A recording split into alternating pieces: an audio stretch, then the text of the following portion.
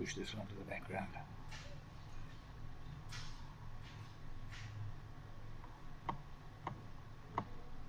Go to our channel.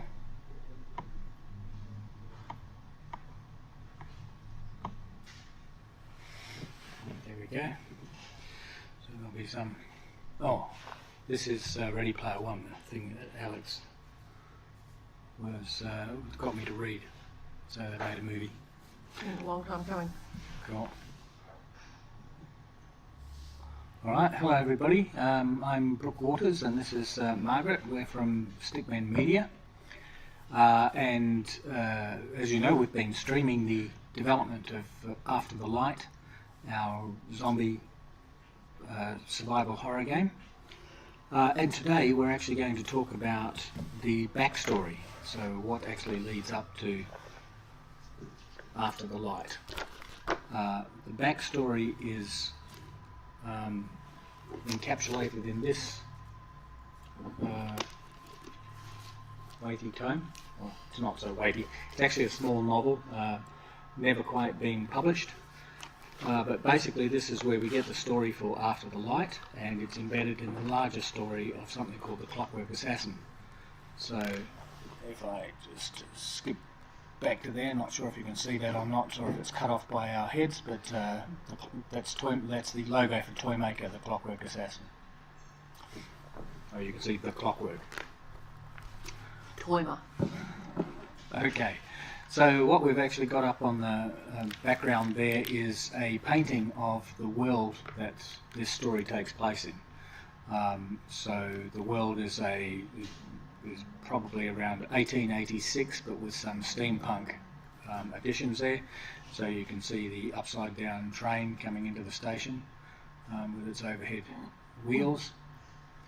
This is a piece of art done, probably the first thing they ever commissioned from Lincoln before we ever hired him. It was the first thing. Yeah, and as you can see, he did a marvellous job of sort of capturing the mood there. Unfortunately, this thing actually prints out a bit dark, so we had it up on the wall, but it doesn't really. I think we still have it up on the wall somewhere, but it's not really shown to its best advantage. It's just a little bit too dark, so we need to do a reprint of it. Okay, so this next picture is of one of the main characters in this novel. This is Death. And this is Death in the halls of the dead, entertaining all the past souls. So we sort of explained the overall world view. Perhaps it'd be a good idea first. So where the city is? Mm. Okay. And when and... I just said 1886, so thereabouts. Yeah, but it's an alternative sort of world. Yeah, it's a steampunk world, so it's a little bit different. Yeah, so it's... How big is it? All of those kind of things. Yeah. The city is called Empire City. It did have another name that was a little bit Latinish and basically got a lot of derision when I mentioned it, so we pulled that out. So it's Empire City is where the story takes place. Empire City is a large city, but it's actually not an ocean. It's not alongside an ocean, so it's actually at the base of some mountains. So it was a small town that grew to a large city on the backs of mining in the mountains.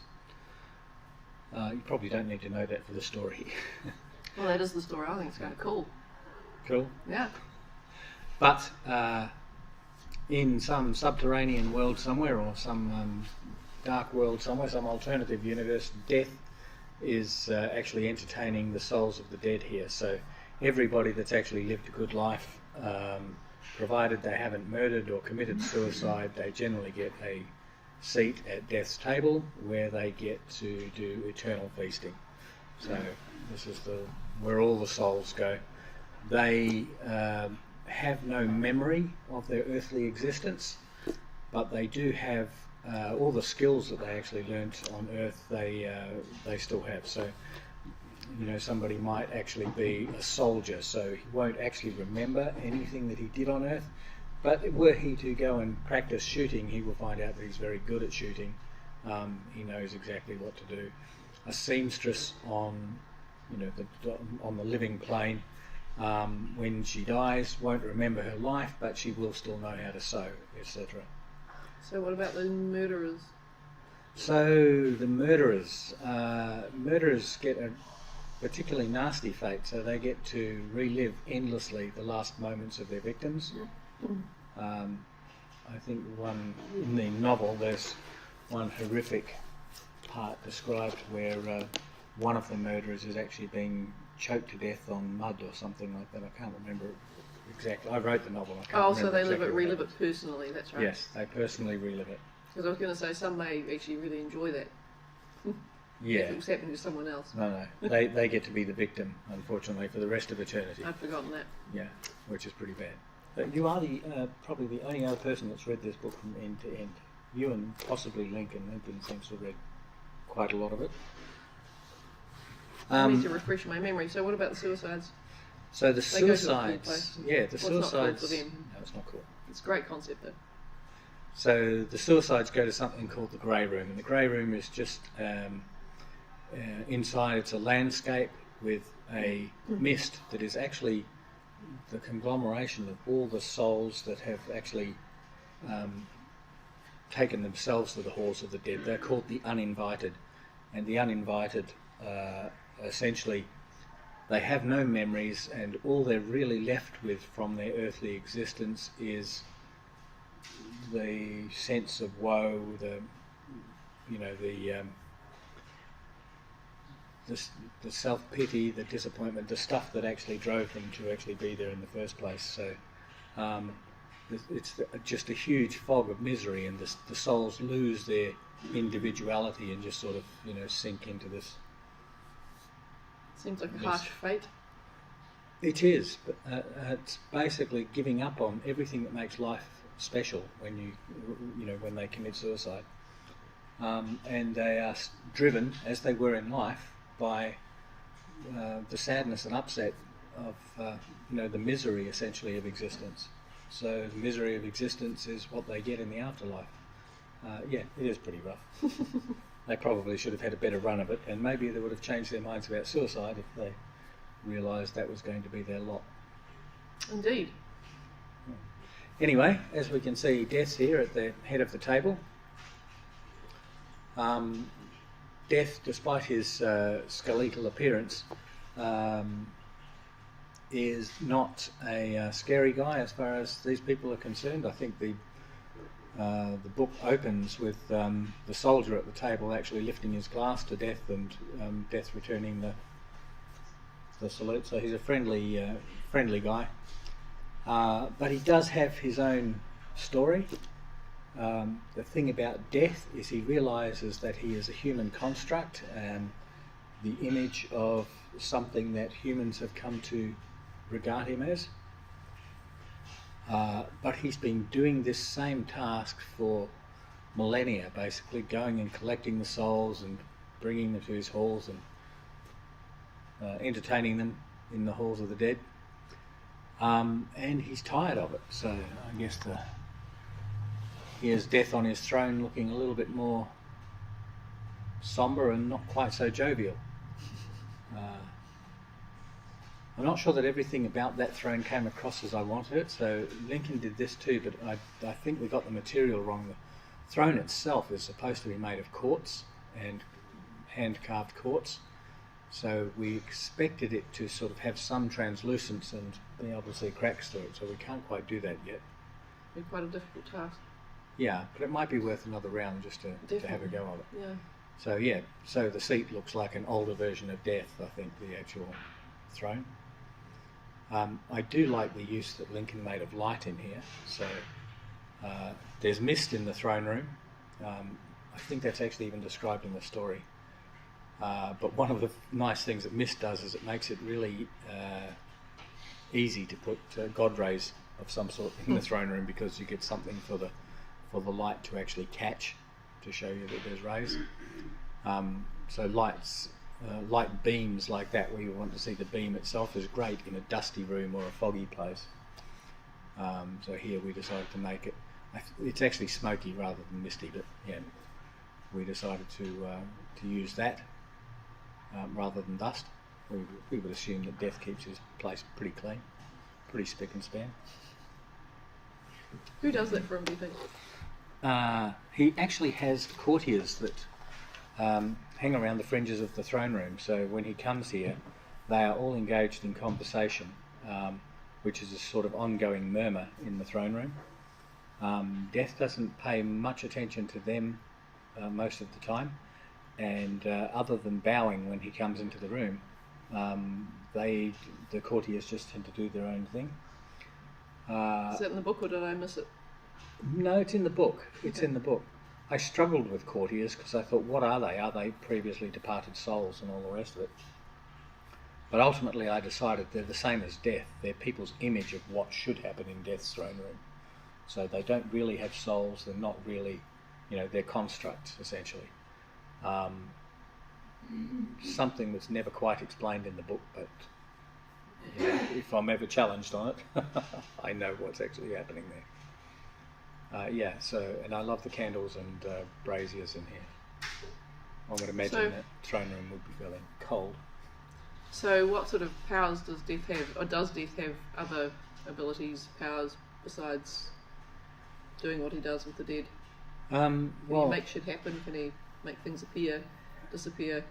He actually has some serious restrictions on him. So his main job is to go and collect the souls of the dead and, to show up at dinner from time to time. He doesn't have to. He has a large... the halls of the dead are large, and he's got all sorts of places he can go and wander. But Death can't actually physically affect the mortal world. Mm-hmm. So he can't actually arrange for somebody to die, or he can't. He's got his own restrictions on him that just.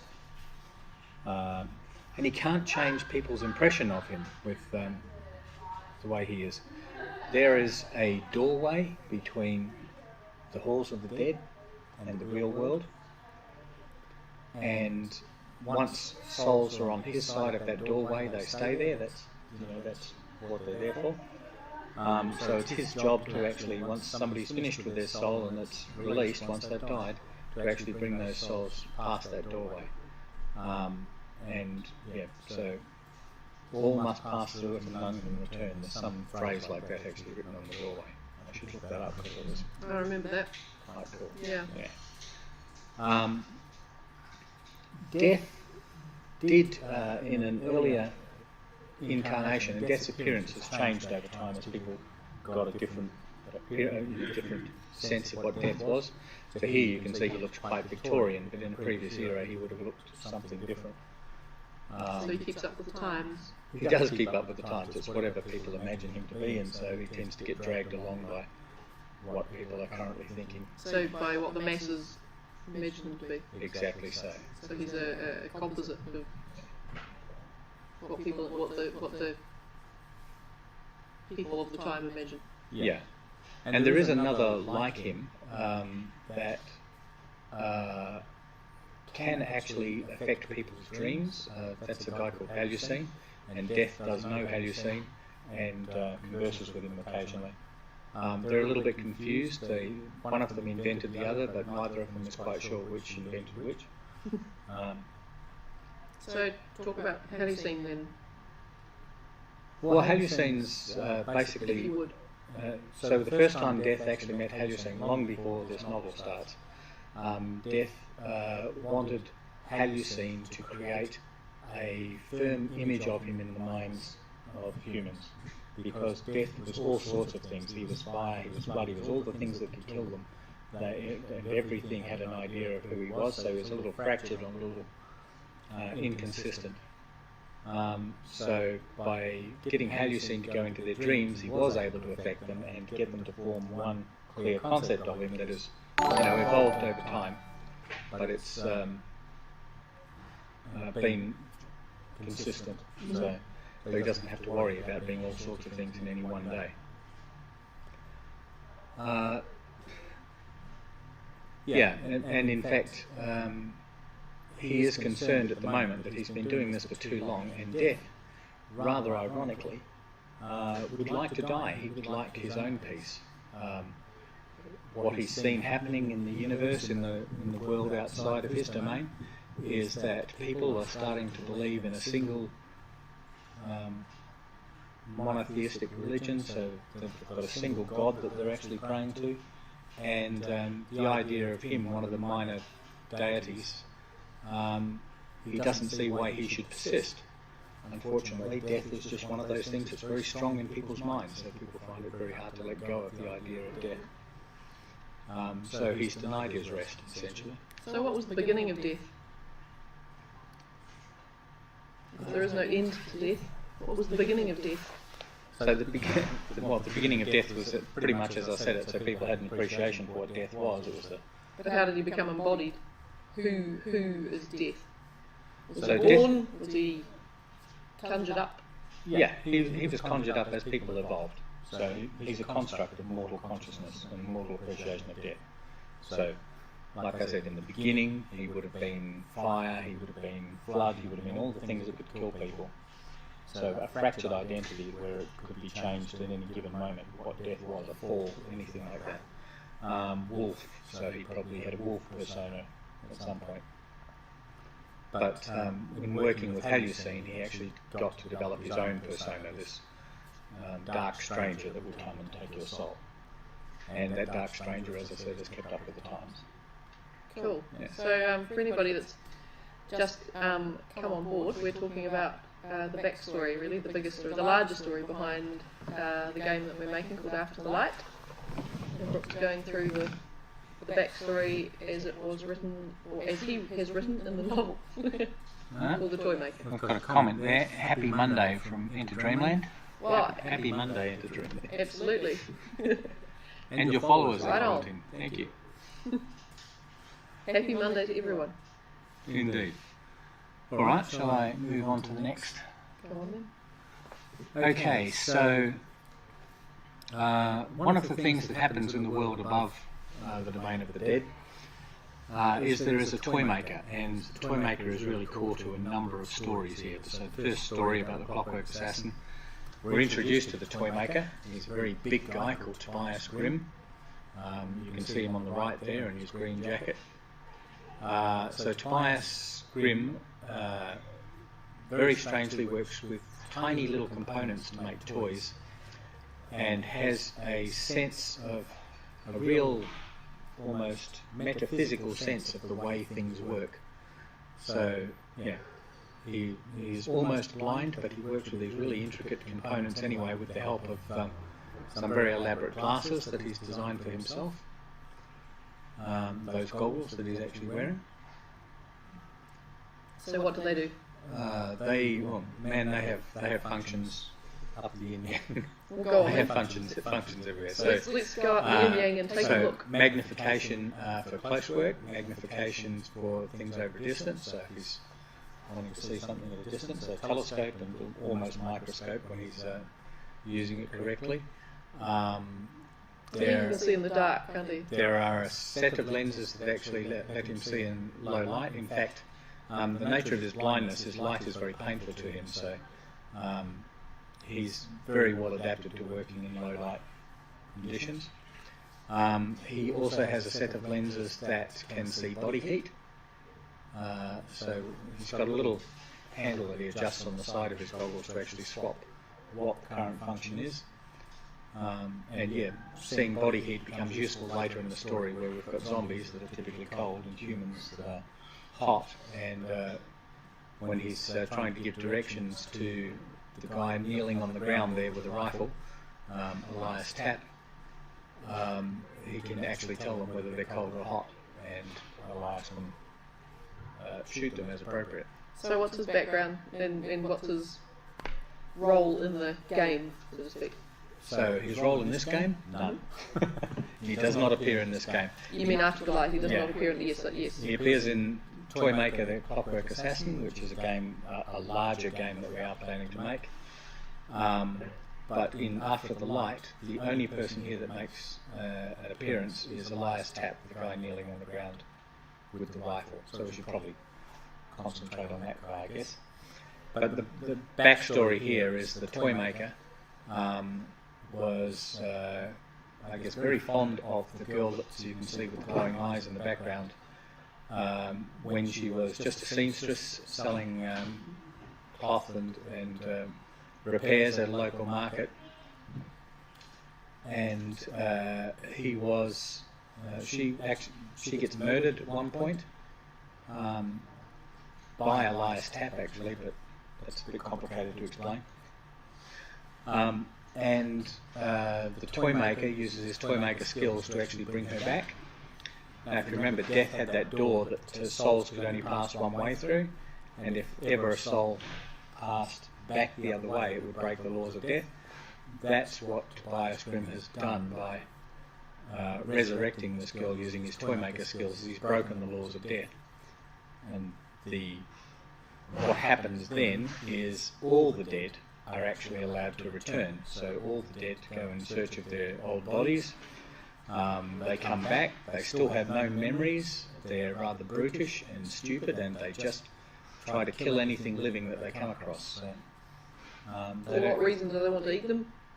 Not particularly. They seem to be seeking the life from them, but they can't get it. So their attempts to get the life end up killing the person, and then they lose all interest in it. And that person will then, of course, also become one of the undead. So yes, so this zombie story is not about viral zombies, it's actually a metaphysical zombie story. Alright, so in the larger game, the first place you actually fight is in the city, so this is where the initial levels are. The next level is actually in the graveyard, so you can see here things going terribly wrong as the undead rise from the graves. Bit of a cheat there, Elias is actually being posed exactly the same way he was in the previous shot. So with the magic of Photoshop? With the magic of Photoshop, yeah, copy and paste. So it was a choice between those two images as to what is our hero shot, and I think this one wins. It's just got more going on in it. And it's got those cool Padres. But if anybody wants to comment, let us know what you think, which one you prefer and why. True. It would be awesome. If you have an opinion. Yeah. Yes, so the graveyard's actually very big. The city is quite old, so the graveyard is absolutely huge. It's grown to almost a quarter of the size of the city. Because people keep dying. When we get there. Yeah, because it's been around for 1,000 years or more, and people have just kept dying. So when the undead return, there are a lot of them. I guess what you're looking at there is each person practicing their skill. So the girl that's by the post on the right has a whip in her hand. That's her primary weapon skill. So she's a sort of mid-range person. She's not a standard whip though, is it? Yes, it's a standard whip. She has access to another one. Okay. Yeah, but that's a standard whip. In the background, we have Capelia, who is currently doing something called the Forbidding Stare. That's a power she's had since she's come back from the dead, and what it will do is tear the souls from anybody and send them straight back to the halls of the dead, which is a bit like a game of ping pong, because in the halls of the dead they just come back again. There's nothing to hold them there. But it does at least keep them out of the way for the time being. Yeah, but so she's really got the nuke capability. She can nuke a field of characters and send them on their way. But it does mean the fact that nothing holds them in the halls of the dead, that if you wait around in an area long enough, everything will come back to life, so everything you killed will actually return. That's not true when we're doing After the Light, by the way. And After the Light, we simply dispose of the bodies. They disappear once they're dead. Yeah. So I guess this is a less challenging game, and hopefully serves as a good introduction though to the story and the lore. Excuse me.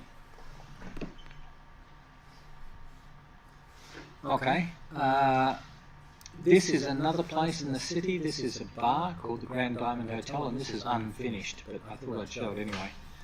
So you can see typical Victorian pub, but if you look to the distance, you can actually see there's a band on stage, and the band looks somewhat modern. So we can actually show you that up close, that that is a band that actually has steampunk instruments in it. Do we mention the name of the band? We could mention the name of the band. Oh, it's up to you. Okay.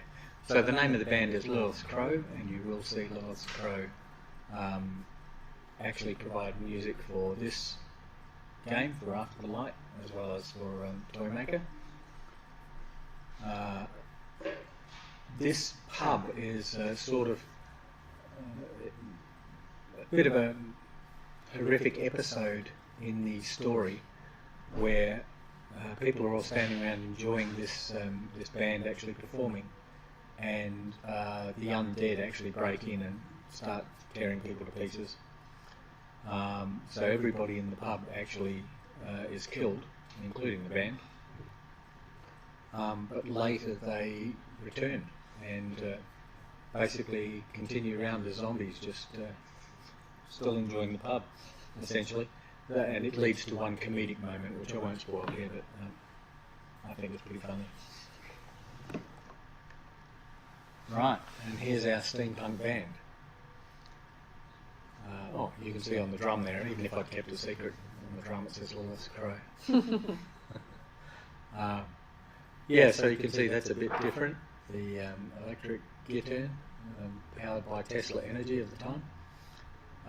The speaker stacks, very brass, what do they call those things? The brass trumpet thing. Yeah. The trumpet style speakers, actually in boxes, clearly powered in some manner. And in the background there is, what was that called? We gave that a name.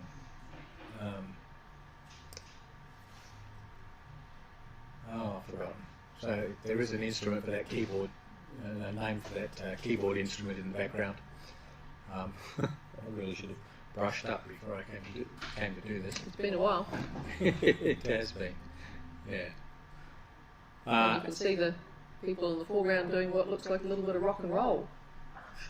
That looks like rock and roll. It really does. They're doing it's something. Like rock and roll. Yeah. I like the drummer. The drummer is going absolutely nuts. The drum is, of course, mounted military style for carrying. So he'd be bashing away at that. Yeah, you see his hair all over the place. Animal. Yeah, nuts. Seems to me the drummers usually fall into two categories. One is the animal style, or a very neat and tidy approach. And they're very neat and tidy people. That's just my experience. Have we had any neat and tidy drummers? Yeah, I've worked with neat and tidy drummers. Have we worked with neat and tidy drummers? No. I'm just trying to think through the drummers we've actually had. No, we've always got the disreputable animal kind. I'm thinking about everybody that's about to be offended by it if they watch the stream. Yeah.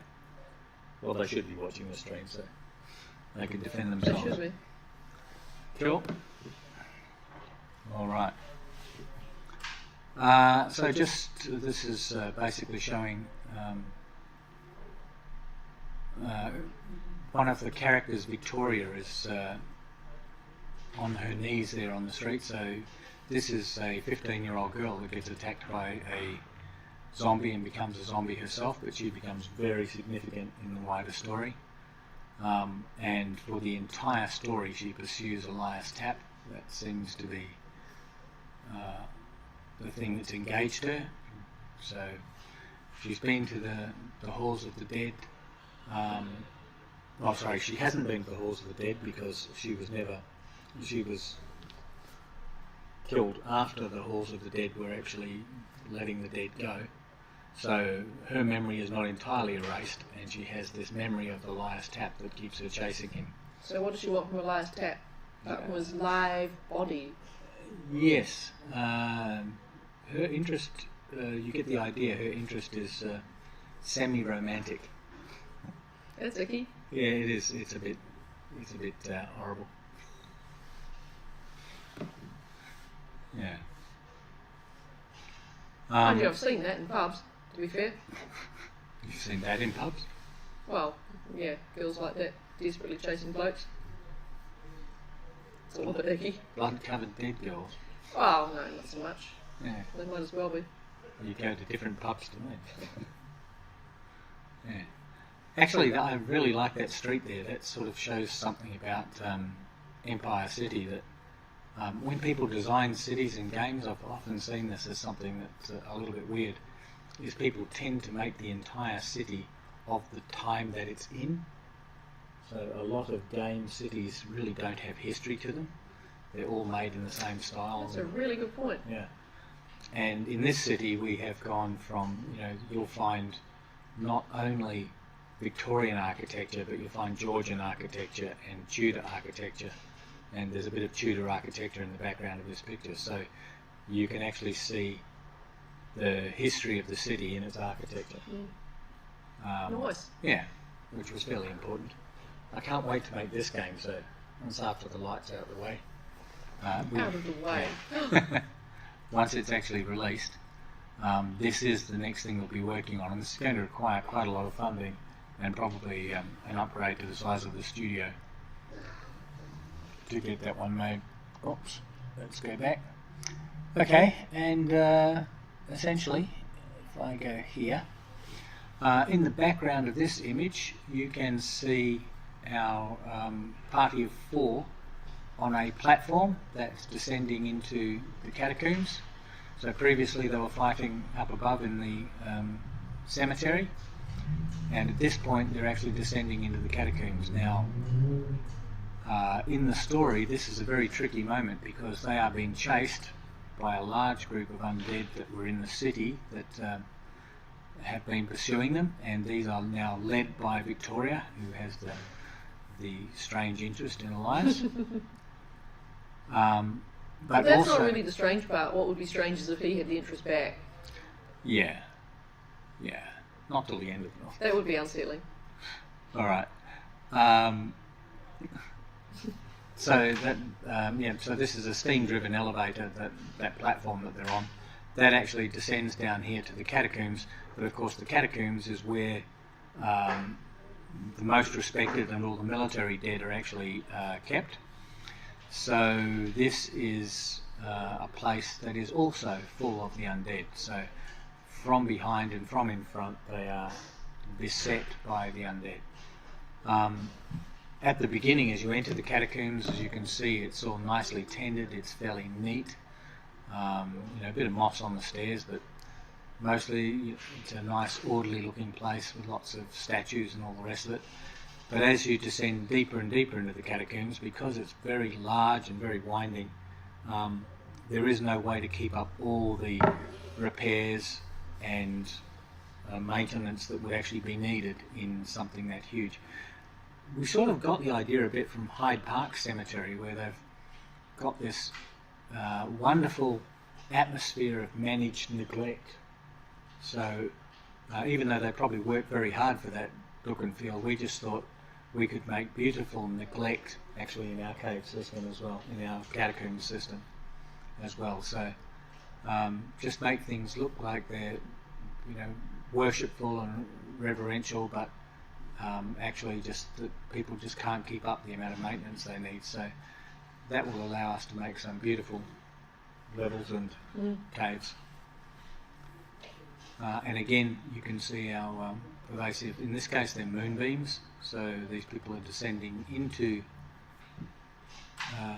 the catacombs at night, and there are moonbeams actually being cast down the lift shaft essentially into that space.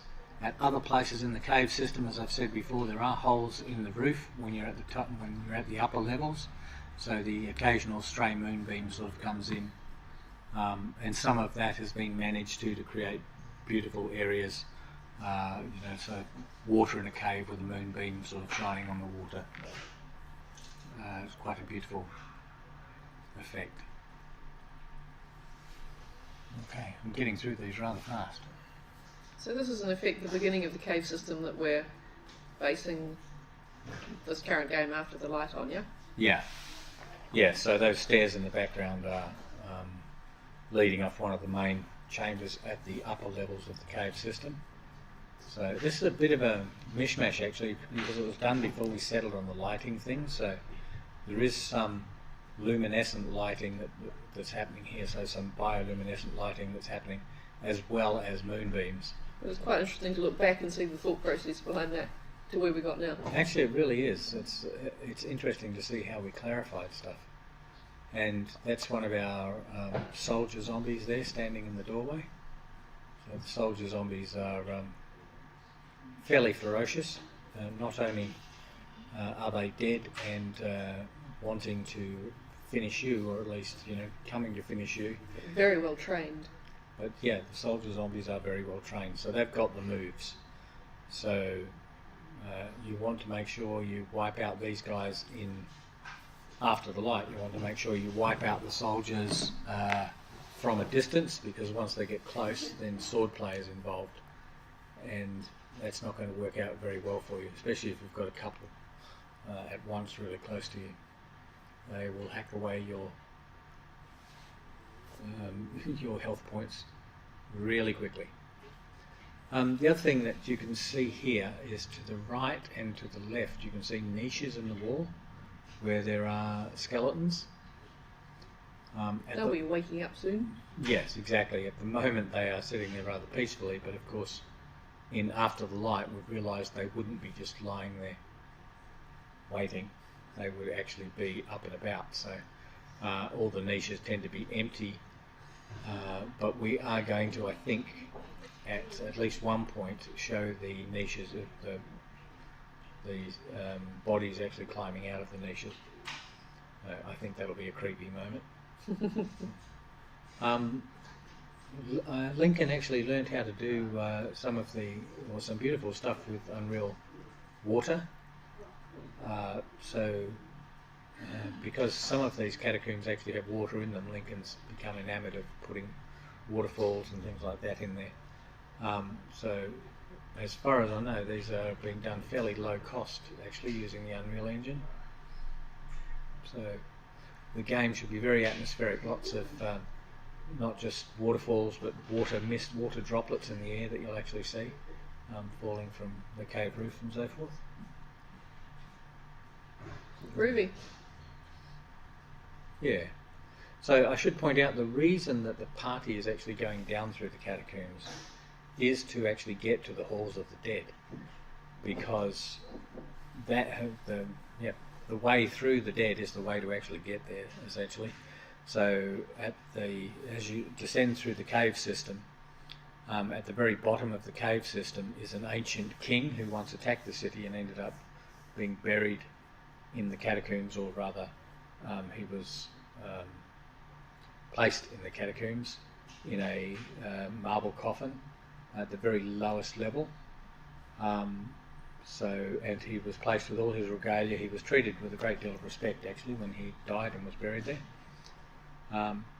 He wasn't actually defeated in battle, I should point out. He actually died of the plague outside the city walls while he was trying to attack. So, but yeah, the people of the city just treat all death with reverence, so he was treated reverentially. So he's actually down there, he's wearing his armour, and those who watched the concept art section and Sergi's modelling section the other day, you will have actually seen King Leon modelled in his armour and looking quite fierce. He's a good deal taller than the other zombies, by the way, and he's the boss in After the Light. So when you get there, he's the big challenge that you've been leading up to. Okay, this one, yeah, so we're bringing that same soldier in a bit closer here and just showing another one of the water levels. I don't think this has made it into the level guide at this point. There was too much water to manage and not enough by way of path. but nonetheless, it's a beautiful looking scene to look back on. And you can see, I think, some tree roots and some rivulets and basically, stalactites and essentially water everywhere. So I do like the idea of zombies crawling out of the water, being invisible in the water and then crawling out. It is tempting. I guess we'd need a shader for the ripples and stuff that they would create getting out. So perhaps it's something we can investigate a little later on. During the polish phase, I like to say. It's got the whole Jaws vibe, you know. Yeah. The Jaws vibe? Yeah. Okay. You never know where the shark's about to surface. And... We're going to need a bigger boat. Actually, if we'd had our original zombie in it, what was his name? The big guy that we decided not to use. Big fat one. Sergio made. I've forgotten his name. Manfred the zombie, that's right.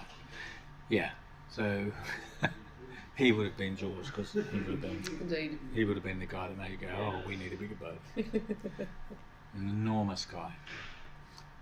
Unfortunately, he didn't quite fit the hut style. He was designed and made before the game was underway, and once we actually nailed the art style and got that sorted out, that zombie just didn't fit in. He'll fit very nicely. I think he would have fit very nicely if we'd put him into, or if somebody had put him into Arkham Asylum or one of those games. He was just that sort of character, really over the top, mean looking, but cartoonish in some ways, sort of dark. And a bit over the top with this star. Yeah. But we'll find some way to use him. Manfred's a great character. So we'll have to find somewhere where he can actually fit in. But I don't think it's going to be in any of the Toymaker games. Perhaps he's worthy of his own title. Alright, I think we're coming up to the... Oh no. So, I love this bit. This is a really moody little bit where there's a sort of skeleton lying on the side of the stream there. Again, not alive for some reason. He should come back. All the undead should come back, whether they've got sinews or muscles or what. So skeletons as well as anything else. I don't know how that happens. Should come back. Well, you just accept these things. It's the willing suspension of disbelief. That's what you're counting on. I don't try to explain it. It just happens. It's metaphysical. Yeah. But yeah, so there's a discarded weapon in the foreground there. There's a beautiful little reflection right under the moss at the edge of the stream there. I assume that's moss. It actually looks a bit like an above ground plant. Weedy. Looks quite grassy, doesn't it? Yep. So it's either very long moss. There's definitely mushrooms up on the left hand side. So that's more like cave flora. Fungi. Yeah. And somebody's banner up there, probably announcing the cave that you're going into. I think there were a number of these that Lincoln was having a look at doing as things to announce the entrance to a level. So when you're about to start a new cave system. But we've discarded that idea as far as I know. Things sort of blend. So when you leave the moonlight level, you have one area, one cave at least, that's got a little bit of moonlight in it and some braziers at one end. When you're leaving the firelit level, you've got a little bit of, or you've got braziers and torches and stuff in one level, and then at one end you've suddenly got this bioluminescent glow around a corner that really announces that you're moving into the next level. So I guess there will be some sort of cut, or I'm not sure how to do this in VR, but we can certainly do it in the rest of the game, but there will be some sort of cut scene that actually shows you the transition of the level, and I don't think this was it. No. Yeah. I don't think so. But a really nice concept though. It's one of the things about concept art is at some point, if it doesn't get used in the game, then it really just becomes art. So it's kind of a nice print it and put it on the wall is about what we do with it. Yeah, it's kind of a nice process to discover where you actually want to be going as well. Actually, the whole process of concept art is really about getting the visualization of the game early, and that means it's the one process where much of the stuff that gets done gets thrown away because it just doesn't work out that way. Yeah. All right. Or, as you say, recycle. Recycle. So here we can see coffins in niches. So at the very front, by that flag there, on the right-hand side, you can see somebody trying to get out of a coffin. So this is a skeletal zombie, actually trying to get the lid off his coffin, but he's a bit wedged in because his coffin is actually in that niche. So we did think of that, having that in one level, that there are a whole lot of zombies sort of rattling the lids of their coffins trying to get out, and occasionally breaking through the side. So that should be something that would be a little bit scary. In a walkthrough game it sort of makes sense. I'm not sure about our standing position game, if that makes sense, whether we should save it. Probably. Yeah. Kind of nasty to have an arm kind of, come out from nowhere and deal to you. Yeah. Latch on. Yeah. Really the idea is that they're going to come for you and you're standing in a fixed position, so if they're already there, then you're already losing health, basically. But yeah, no, that's interesting, and you can start to see the neglect that I was talking about before. So this area of the caves is obviously somewhat neglected. Things are broken, things have fallen down, and the mushrooms, lichen and moss and stuff have started growing on the edges of the coffins and into the niches, providing the bioluminescence. So this very old area of the catacombs would have once been torchlit, but now, since it's probably been a couple of generations since anybody had to visit a relative there, because people only go and visit their near relatives. They don't go and visit somebody that died before they're born, generally. So the older part of the catacombs actually gets neglected.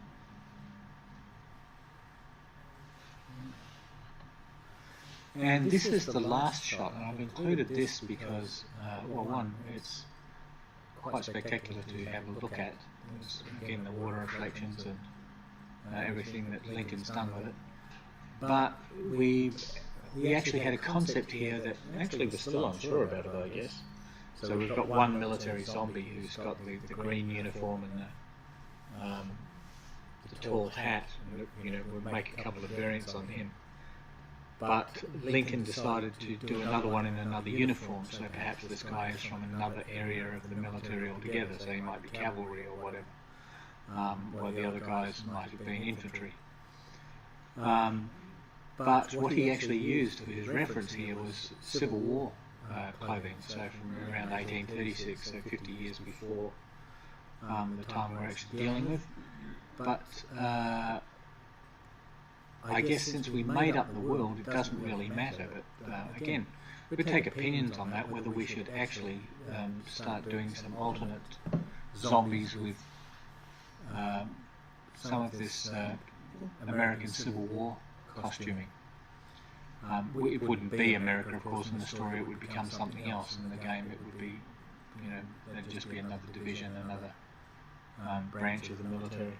Well, along the same lines as the whole thing about the houses, having history and the houses from different eras. They didn't all die at once, did they? No, this is true. This is true. I guess there's issues here as well, so you can probably see something that's going to be corrected, but the sword that the zombie is actually carrying is partly broken, but even so, the position of the hand and the way the sword is carried looks a little broken in itself. So I think there'll be corrections to this image, should we decide we're going to use this, to make a stronger point there by actually having the weapon look a little bit more natural in his hand. He's an interesting zombie. He's still a bit fleshy. He's still got skin on his face. and I think I could really appreciate him in the game. I think he looked great in the game. He's sort of got something a little bit menacing, like Cross-Eyed Joe, that's just not quite, as though he might not have been the sanest person in the world when he was alive. They make noise zombies. Yeah. Also in the background you can see another zombie, just sort of standing in the mist in a little hole in the rocks up there, behind some flaming torches. So I'm going to have to depart any minute now. Oh, okay. Alright. So Margaret's buggering off. You'll have to leave me with the end of the stream. We've got about 10 minutes to go. Feel free if you've got questions or anything about what you've seen today about the story. Although I don't have the art here to show it, I think I've previously pulled up. Let me see if I can find King Leon and just do him up there. Alright, while you're at it. While you're doing that. Okay. Later.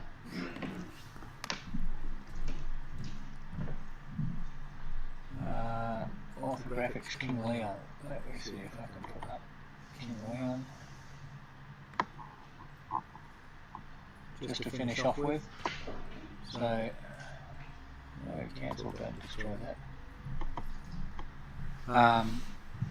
So yeah, when you finally get to the bottom of the cave system, the guy you're actually going to be battling with is King Leon.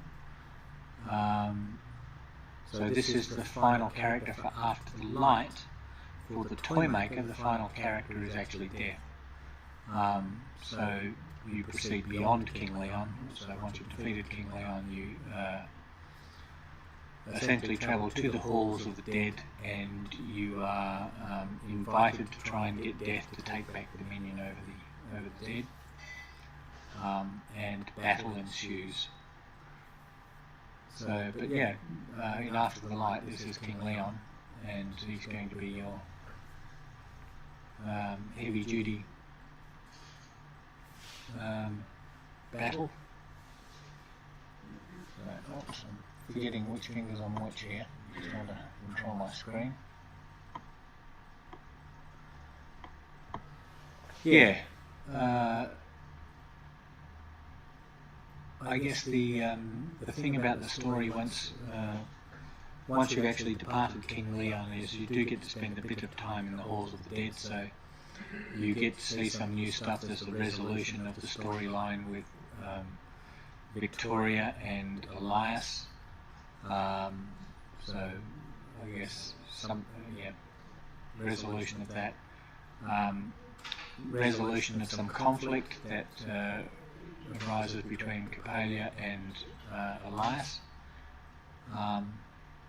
But there's a whole lot of stuff also in the story left open for the future, because what I originally intended when I wrote this story was to write 3 stories. So this introductory story was merely about getting the party into the halls of the dead, because that's where the next stories actually start. And that's really probably about all I've got for you today. If you have any questions, if you want to know more about this, if you would like any background on the story at all, feel free to contact us. I'm not sure how much of the story we'll actually put into documentation around After the Light, but we'll put a small amount of it in just so that people have a context moving forward. I should point out, and I'm not doing this very well, but I've been watching Twitch streamers and trying to get the hang of Twitch streaming. So I've been watching people who coach Twitch streamers to just speak their consciousness. And if I was speaking my consciousness, what you will have noticed is my consciousness is occasionally just going because essentially I just run out of words. It probably does that, actually. It probably just runs out of things it's thinking. So we'll be back tomorrow, and I'm hoping to finish off some of the things that we started last week. So We showed some concept art in development, but we never quite showed the concept art polished and finished, so I'd like to show some of Lincoln's work on Cross-Eyed Joe being polished and finished. I would like to show the polish and finish on Sergi's work, where he's actually working on developing Cross-Eyed Joe. So we'd like to see the end of that sculpt, essentially. And the other thing I'd like to show you is a demi-zombie. So this is a zombie where just the top half is actually present. And we did some motion capture, not real motion capture, we got some video reference of Margaret crawling across the floor like a half zombie. And Linda's actually been putting that into the animations for that zombie. Turns out atypical things, well, turns out we knew this, but atypical movements that get done, like dragging across the floor, it's very hard to animate them off the top of your head. You think you know the way somebody would move like that, and it usually turns out that that's not the way people move at all. The surprise for us was just how much shoulders move from side to side when you're actually dragging yourself across the floor. Actually, Margaret got a nasty carpet burn on her hip actually doing that, which we probably won't show you when we show you that bit. But we will show you Margaret actually doing the video, and we'll show what Linda actually does with the results of that, and how that translates into a video game character. Just to recap there, we don't generally do motion capture here. We do something called rotoscoping, so we have two video references from front and side, and we match the limbs of our characters in the video game to the limbs of that happen in the video reference. We do that, we avoid a lot of the cleanup that comes with motion capture, because generally we have to make sure that what we capture can turn into a loop, because everything most things that we're actually doing animations will cycle. So there's a walk cycle, there's an idle cycle, there's a running cycle. That's essentially one of the reasons not to use motion capture, but we still want realistic motion, which is why we use the video reference. One of the places you do use motion capture, or we would use motion capture, is perhaps in cutscenes. So cutscenes are one of the places we don't need loops, we don't need to do a lot of cleanup, we can just run with what we've got. Anyway, that's me for today, so thank you very much for joining us. As usual, I will put a copy of this up on YouTube for anybody that wants to look afterwards. Afterwards, I'm not sure how long these things actually persist here on Twitch, but they'll all be available up on YouTube. We will see you tomorrow, and hopefully, we'll finish off some of the pieces we started last week. Margaret will be back without interruption, I'm assuming. If not, then we'll have one of the other guys actually come and stand in, or Fiona from time to time. Fiona's actually injured herself on the weekend, so we'll see if she's up for it, if she wants to, or if we need to. So see you tomorrow. Basically just stalling now while I try to find my broadcast software so I can turn the switch off again. Okay, see you tomorrow, 1 o'clock New Zealand time. Bye for now.